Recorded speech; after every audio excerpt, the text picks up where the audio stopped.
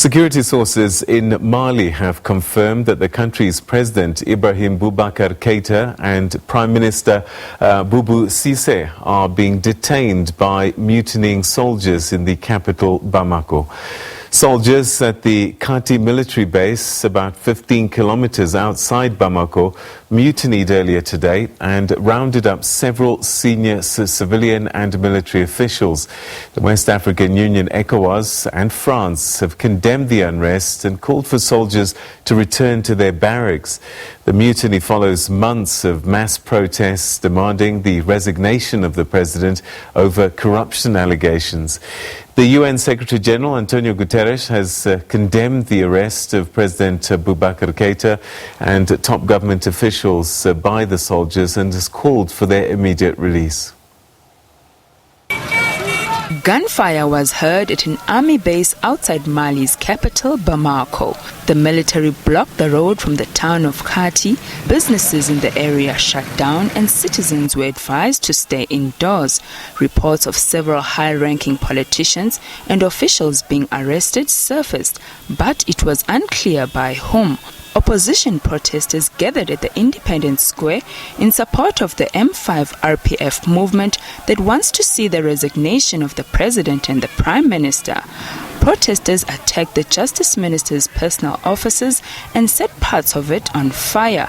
Regional and international powers have urged soldiers to stand down and called for a dialogue to resolve the situation. This immunity comes at a time when the Economic Community of West African States, ECOWAS, for months had been conducting mediation efforts with all Malian parties. Anti-government protests linked to M5 began in July over what they say are failures to restore security and deal with corruption. It is still unknown who could be behind the military uprising. Well, to get a clearer picture of the latest on the ground, we've asked a Malian political commentator, Kassoum Coulibaly, to join us. Thanks so much indeed for joining us. Welcome to the program. It's been quite a day in Bamako in particular. What do we know about the situation on the ground at this time? Thank you very much indeed. This is a special day in Mali because no one was supposed to know that this will happen today. And at that moment, we can say that the situation is calm down in the city by the president and his prime minister, and also the 6 ministers have been arrested by the military, the army, and are still detained at the military camp near Bamako, about 15 kilometers near Bamako. What we can say that also some people are still going to broken some shops and some public offices to take some products inside. This is a terrible situation. We never know what will happen before the morning tomorrow.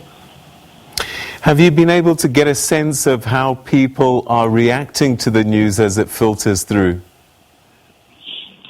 We can see when the president has been arrested that the people were at front of his home in Bamako, and they are, kind of congratulating the military people and also following them from Bamako to Kati. The army base where they took it to.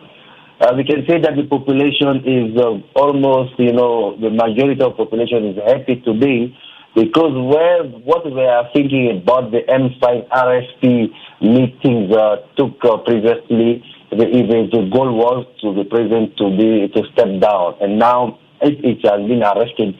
I think that this population is very happy tonight about the situation. What do we know about the military officers that are behind the coup? We believe that they began by taking the leaders at this Kati military base. Who are these officers, and what rank, what level are they in the army? We can see that there are military officers. They are not the simple soldiers. There are people who have been attended some special war schools, and they are very well trained, and they are high-level military. Some colonels to general, major general in the army. So it is a high level, that situation that is very different from the coup taken in 2012. And I can say that they are working very professionally because they have been able to bring all the army components and police and gendarme in the same way, so they can do this coup as easily as they can, because no one has been killed during this process. So we can say that there are some names who are circulating now, but we cannot confirm it at now because there is no official declaration made at the national television yet. So we suppose that the people are saying there are two important people behind this coup. But at that moment, we are waiting to see who are really the main leaders behind this coup today. All right, so as you say, no communication as yet. Usually in these circumstances, some kind of statement is made, as you say, on national television, perhaps radio, but nothing so far. So maybe we're in the process of discussion because, in the sub-regional laws in ECOWAS, no coup is admitted anymore when we want to come to the power in one ECOWAS country. So the people who are doing this work now, they are discussing maybe with the ECOWAS leaders and discussing with other civil societies, maybe with some political leaders to know the way forward, and maybe they want to negotiate and obtain the step down from the president himself. But before that, in the process, I think that also they want the president to step down or to broken also the National Assembly and some institutions before himself decided to step down. So I think that we are in that process. But when we look at the last coup on 2012, they took a long time before they came on television to make any official statement about the situation. What about the opposition grouping M5 RFP? Has there been any word from them about developments today? Yes, we have not heard so much from them at the public level, but we know that they are discussing maybe online, but also in some secret groups, so to avoid being arrested by the military, because we never know what will happen. Maybe the military people who came in power today will arrest all of the political leaders where they think that they are not good from the governance situation from the last 30 years. So we think that they are also negotiating to see what strategy to adopt facing this military force who are taking the power today. So I think that they will make a declaration maybe after the official statement coming from the people who did the coup. So we are waiting to see maybe tomorrow morning. Are we to assume that these officers that have taken charge of the situation there have the support of the general foot soldiers in the army? Because I would think that they've taken over one barracks, but this army is right across the country, and one would think that if they are not enjoying wide support, that the other soldiers would come in to manage the situation. I can say that they have the support of all of the army, because since the coup, we have not heard that some people inside the army are protesting against this coup. This is one situation we have. Let me remember you in 2012 that when we had the coup, the one part of the army were against this coup, and there were a counter coup between themselves.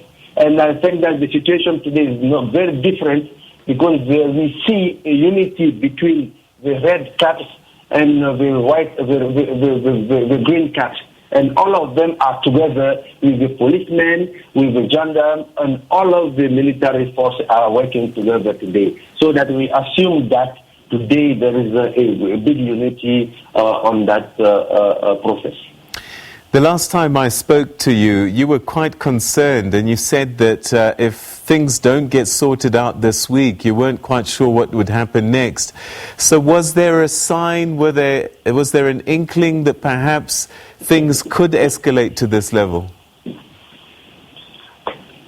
I'm not sure, because if there's something might happen, the president will order to the security forces to riposte.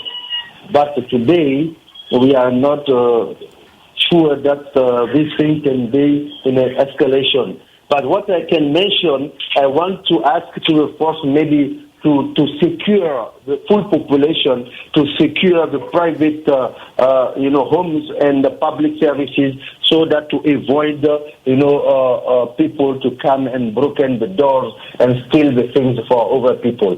So this is the situation that can be happen. But I think that since tomorrow we will have a full security position in Bamako and outside Bamako, so the thing can move positively. We are in the process where we are going to a transition, political governance transition, where we can have about 9 months to 12 months transition with to set up a new constitution and to set up a new governance laws and to change the things in the way they're working, moving forward before the coup today. In many countries across the continent, there are different layers of security. You have the police, and then you have the army, air force in some countries. Does Mali have its own independent police force? And if so, where are they? We can see we have all of the forces in place, but the situation is in the country. You know that we are facing a rebellion and after terrorism actions coming to the country since 2012. And we can say that we have this independent police, but I can say that they are not well trained, they are not well paid, they are not well equipped, and their morale is down. And the situation is now how we can build the capacity of those forces inside the country so that they can take in responsibility the security and the defense of the nation and the state. This is the situation. We are in the process of providing some ways to do so. But one of the things that bring this situation today is that we have already ordered in the national budget more than $4 billion to support those forces.